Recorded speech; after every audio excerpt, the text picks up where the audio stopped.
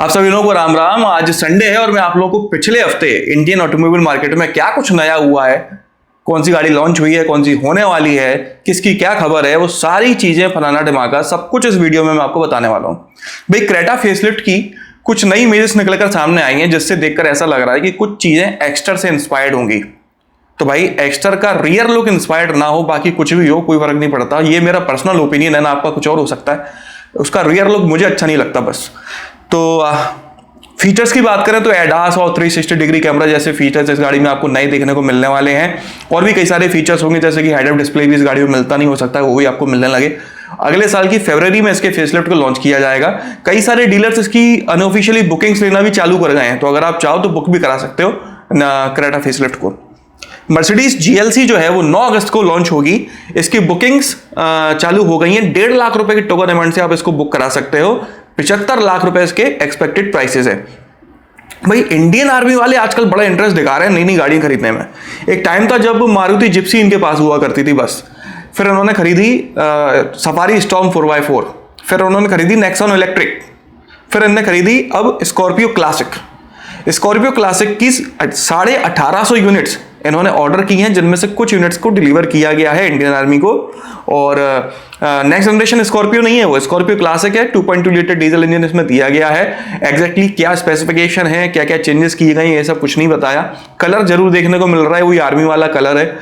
मतलब पहाड़ों पर आपको चितकबरी स्कॉर्पियो घूमने को नहीं दिखेंगी, सफेद लाल पीली, वो आर्मी वाला जो कलर है ना वो है। रेंज रोवर वेलार फेसलिफ्ट की जो बुकिंग्स हैं वो ओपन हो गई हैं। अगर आप बुक करा देते तो सितंबर से आपको डिलीवरीज मिलना शुरू हो जाएंगी। फिस्कर ओशियन जो एक California based electric vehicle car manufacturing company है, उसने कंफर्म किया है कि वो इंडिया में एक SUV अपनी लॉन्च करने वाली है इस साल के आखिर तक। और उस SUV की यूनिट्स लिमिटेड होंगी, सिर्फ 100 यूनिट्स लॉन्च की जाएंगी। और इसके अलावा उसका सिर्फ टॉप वेरिएंट एक्सट्रीम लॉन्च किया जाएगा और उसका नाम होगा ओशियन एक्सट्रीम विज्ञान एडिशन, विज्ञान साइंस एडिशन। 707 किलोमीटर की रेंज इसकी में क्लेम की जाएगी।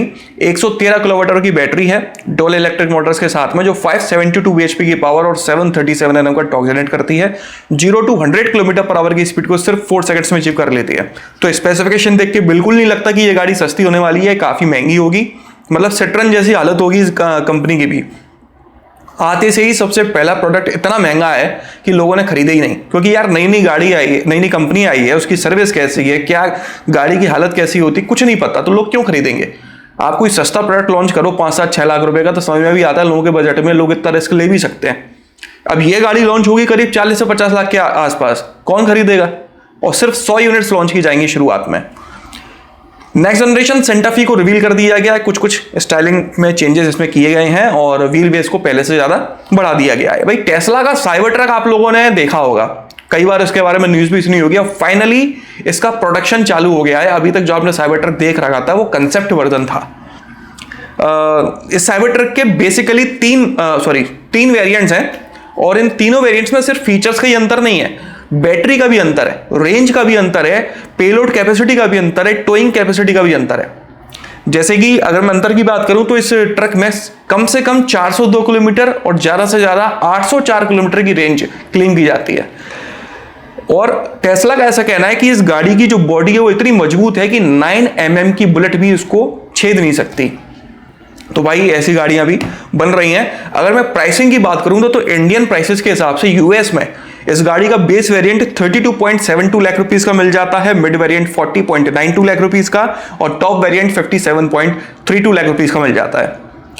भाई अगर ये साइबर ट्रक इंडिया आता है ना तो ये करीब 2.5-3 करोड़ रुपए का होगा। मतलब इतना अंतर हो जाता है। यूएस में जो गाड़ी 32 लाख रुपए में साइबर ट्रक मिल रहा है, यही 32 लाख का साइबर ट्रक इंडिया आते आते 1.25 करोड़ रुपए का हो जाएगा। इतना अंतर आ जाता है। इसलिए टेस्ला वाले यहाँ आने से थोड़ा डरते हैं कि भाई हमारी 20 लाख की गाड़ी आपके यहाँ 80 लाख 1 करोड़ की बिक रही है, तो क्या ही करेंगे आके। जीप मेरिडियन जो है उसका बेस वेरिएंट डिसकंटिन्यू कर दिया गया है। अब इसके प्राइसेस 32.95 लाख रुपीस से शुरू होते हैं। तो भाई मेरिडियन तो मेरे ख्याल में कोई खरीदता भी नहीं है। मुझे भी जब से लॉन्च हुई है 2 या 3 बार ही सड़कों पर देखी है, मुझे दिखती ही नहीं है ये गाड़ी। मारुति ब्रिजा के जितने भी मैनुअल ट्रांसमिशन वाले वेरिएंट्स हैं उनमें से माइल्ड हाइब्रिड टेक्नोलॉजी हटा दी गई है। इतना ही नहीं, ब्रिजा का जो CNG वेरिएंट है उसमें से हिल होल्ड असिस्ट और इलेक्ट्रॉनिक स्टेबिलिटी प्रोग्राम जैसे 2 सेफ्टी फीचर भी हटा दिए गए हैं।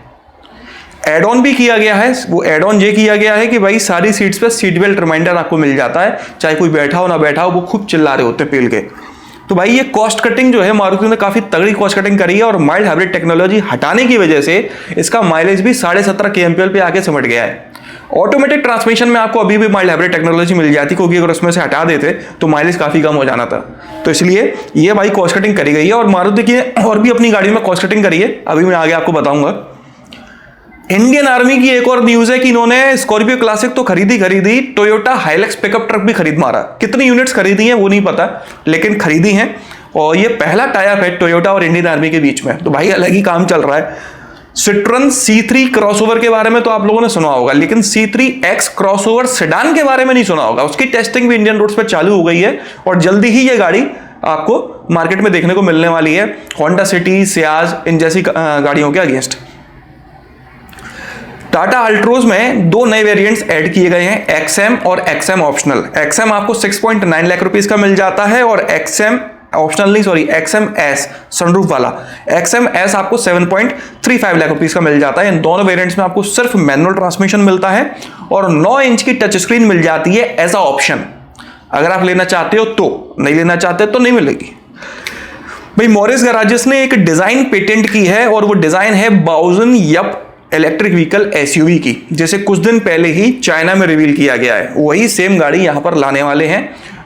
कॉमेट के प्लेटफॉर्म के ऊपर इसको बनाया जाएगा और 2025 तक ये लॉन्च होगी। अभी तो कॉमेट की सेल्स देखते हैं, कोई खास सेल्स तो नहीं है अभी लास्ट मंथ, तो देखते हैं इस मंथ का जैसी सेल्स डेटा आएगा कि कॉमेट को क्या रिस्पॉन्स मिल रहा है। मॉरिस गैराजेस वालों ने भाई मार्केटिंग बहुत तगड़ी करी है, सोशल मीडिया वालों सबको पकड़ लिया, दुनिया भर के कौन सा इन्फ्लुएंसर नहीं छोड़ा उन्होंने। उसके बाद भी देखते हैं सेल्स पे कितना इंपैक्ट पड़ता है कितना नहीं। सेल्टॉस के फेसलिफ्ट को लॉन्च कर दिया गया। ये 10.9 लाख रुपीस से शुरू होकर 20 लाख रुपीस तक की मिल जाती है। अगर आप जानना चाहते हो कि इस फेसलिफ्ट में कितने वेरिएंट्स हैं, किस वेरिएंट में कौन कौन से फीचर मिल जाते हैं और सबसे वैल्यू फॉर मनी वेरिएंट कौन सा है, तो स्क्रीन के ऊपर मैं लिंक छोड़ दूंगा, उस वीडियो को आप देख के आसानी से घर बैठे बैठे समझ सकते हो, क्योंकि सेल्टॉस का ब्रोशर काफी कंफ्यूजिंग है, समझ में नहीं आएगा। दूसरी बात यह है कि सेल्टॉस और क्रेटा का अगर आप कंपैरिजन देखना चाहते हो तो उसकी लिंक भी मैं वीडियो के ऊपर छोड़ दूंगा, आप चाहो तो वो भी देख के अपना कंफ्यूजन क्रिएट कर सकते हो कि आज के टाइम पे आपको क्रेटा खरीदनी चाहिए या फिर सेल्टॉस। महिंद्रा रॉक्सॉर का नाम आपने सुना होगा। रॉक्सॉर एक जीप है जो यूएस में लॉन्च की गई है और लॉन्च होते से ही जो फिएट कंपनी है उसने उसके ऊपर केस लगा दिया था कि भाई इन्होंने हमारी डिजाइन चुराई है, तो रॉक्सॉर की बिक्री को रोक दिया गया था, लेकिन वो केस महिंद्रा वाले जीत गए हैं। तो अब इसको वापस से महिंद्रा और रॉक्सॉर की बिक्री यूएस में चालू हो गई है। तो भाई इसके लिए महिंद्रा वालों को दुनिया भर की बधाई। हालांकि 2 बार डिजाइन चेंज करनी पड़ी है, उसके बाद बैन हटाए। हाँ भाई, तो एक और न्यूज जो मैंने बताई थी कॉस्ट कटिंग की, वो है कि वैगनार के टॉप वेरिएंट्स में रियर डिफॉगर मिल जाता था, लेकिन अब वैगनार के किसी भी वेरिएंट में ZXi प्लस जो टॉप वेरिएंट है उसमें भी आपको डिफॉगर नहीं मिलता। डिफॉगर एक काफी इंपॉर्टेंट फीचर है, डिपेंड करता है कि टाइम के चल रहा है, मौसम के चल रहा है, काफी इंपॉर्टेंट है भाई डिफॉगर। और वैगनार के किसी भी वेरिएंट में आपको अब डिफॉगर नहीं मिला करेगा, उसको पूरी तरह से हटा दिया गया है, बाकी सब कुछ सिमिलर है। मारुति की जो इलेक्ट्रिक SUV है EVX, उसे टेस्ट करते हुए वापस से देखा गया है। कब तक लॉन्च होगी कुछ नहीं पता, देखते हैं। XUV 300 का फेसलिफ्ट है, उसकी टेस्टिंग चालू हो गई है जोर शोर से, अगले साल 2024 में से लॉन्च कर दिया जाएगा। भाई XUV 700 लॉन्च होने के बाद में लोग बाग XUV 500 को भूल गए। XUV 500 का कूप वर्जन जो है टेस्ट करते हुए देखा गया है।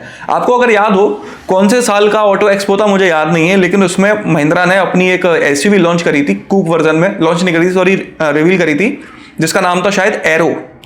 कुछ ऐसी ही लग रही है ये, जो टेस्ट करते हुए देखी गई, आप इमेजेस में देख के समझ पा रहे होगे।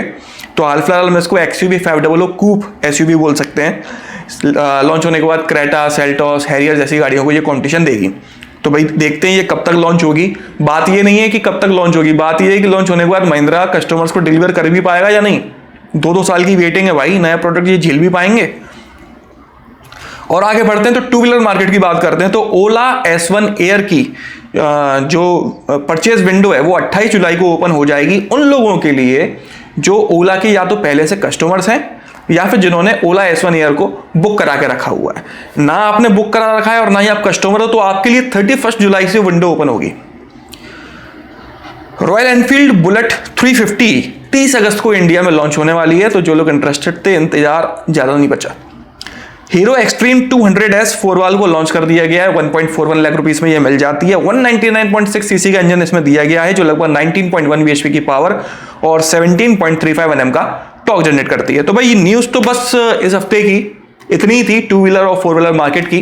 बाकी अगर आपको ये वीडियो पसंद आया हो तो इस को लाइक कर दीजिएगा, इस चैनल को सब्सक्राइब कर लीजिए और बेल आइकन को दबाना बिल्कुल ना भूलना। आपका दिन शुभ रहे। धन्यवाद।